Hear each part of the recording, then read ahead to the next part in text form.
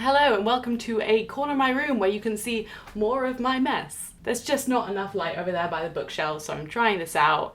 I don't know if it's gonna work. Today I bring you a tag. This is the first tag I've ever done on this channel, I think, but I was tagged by the lovely Ariel Bissett, so I thought I should oblige. This is the books I'll probably never read tag by Little Spider 9. I'll link her original video below and all of the questions. So, question number 1. What's a really hyped book you're just not interested in? And for me, most books. I'm not really a part of the whole like YA booktube world where there is like massive hype for things. I more just kind of read whatever I want to read when I want to read it. For me, there's like a bell curve of hype where once it reaches like a certain level of hypeness, I'm just way less likely to read it. But if I had to pick one, it would be Girl on the Train, because it was like, oh, if you love Gone Girl, you'll love this. It's like, yeah, I liked Gone Girl. That was enough. I'm good. Second question is a series you won't be finishing. I don't read that many series because I'm like, oh, so many pages. But my answer to this is the Southern Reach Trilogy by Jeff Vandermeer. I read the first one, did a review of it, really liked it. And then I started on the second one. I think I got like a third of the way in or something, and it just wasn't same, it was boring. And I was like, do I want to commit to this many pages? No, I just don't. I don't have a completionist gene. Like, I'm fine with just stopping. There are always going to be books you want to read more, and there's no point in like trying to force yourself through a series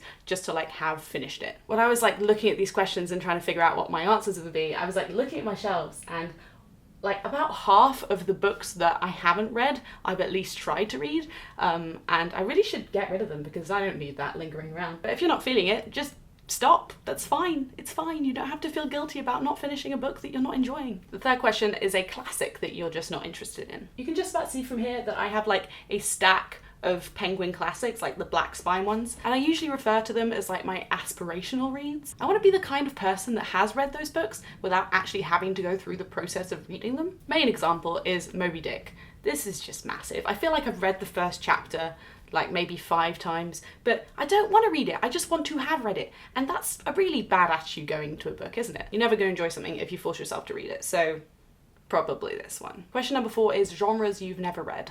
And I was thinking about this and I was like, no, I'd pretty much try anything. And then I thought of it. Historical fiction. Historical fiction to me is just really disingenuous. Like, it's never going to be as accurate as books are just written at the time. I'd rather just read something like that. Reading something that is like stylistically modern but set in the past is just has like a disconnect of like, if something is set in the Victorian era, it should be written like it was from the Victorian era. And there are loads of Victorian era books, so just read them. I'm up for being persuaded. Like, if you know of a great historical fiction book that you think I would love, send it my way. I just think while reading one, I'll always be like analysing how accurate it is and just be frustrated by that. Last question is, what is a book on your shelves you'll probably never read? And what a loaded question. Most of them, I seem to always have a selection of like half a dozen books that are fairly like recent, as in they've come out in the last 5 years and everyone's quite liked them and they've won awards and stuff, and I'm like, oh yeah, I'll get that, and at some point I'll get around to reading it. But am I ever gonna like sit down and be like, I really feel like reading Burial Rites? No, probably not. But the book I actually picked for this is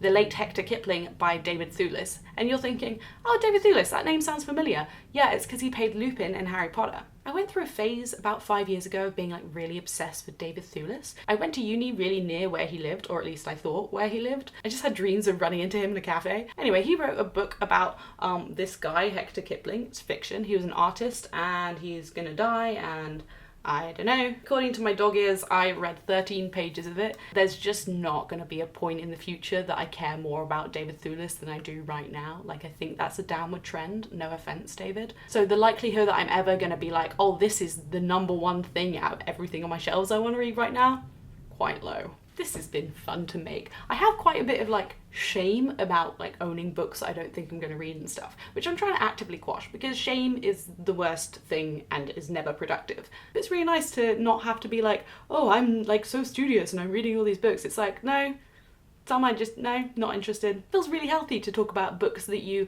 don't love and don't want to read, and it's like bitching about your colleagues. Anyway, I hope you've enjoyed this video. There is nobody that I can think of that I'd particularly like to tag, so this is my permission for you, yes you, if you want to bitch about books, I'm tagging you. If you've read any of the books I mentioned and think that I'm wrong for not wanting to read them, tell me why, and I will see you for another video soon.